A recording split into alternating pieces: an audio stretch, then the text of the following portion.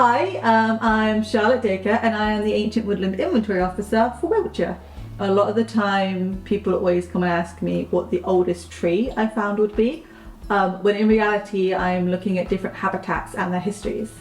I think the same as many of us growing up, David Attenborough absolutely inspired me into this career.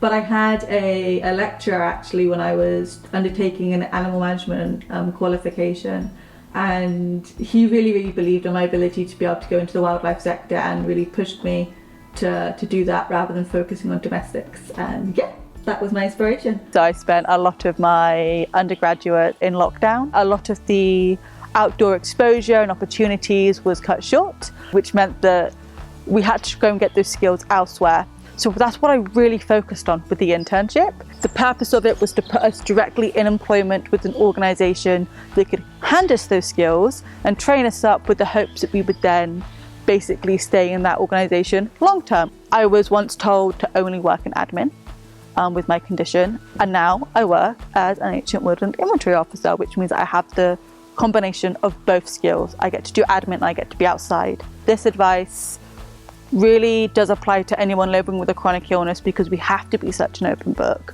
Have private conversations with management. Ask for specific adaptations that are going to make your life easier. I've tried my best to be vocal about it, not just with my team, but with the wider organisation as well. So it means that in a way, I have a larger support network to lean back on. In my day-to-day life, I have an open communication line with my team. So if I'm not doing well, I'll let them know ahead of time.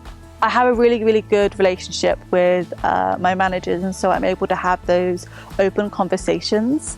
Another way that I would say that the employers in this industry can really support anyone with a disability is to be very transparent with what they want out of a particular project or program, and to make sure that those guidelines are put forth. The best way to overcome adversity is to think outside the box. Anything that makes that job and that employee's life just a little bit easier and makes them more comfortable to open up, you're much more likely to get what you want out of that project.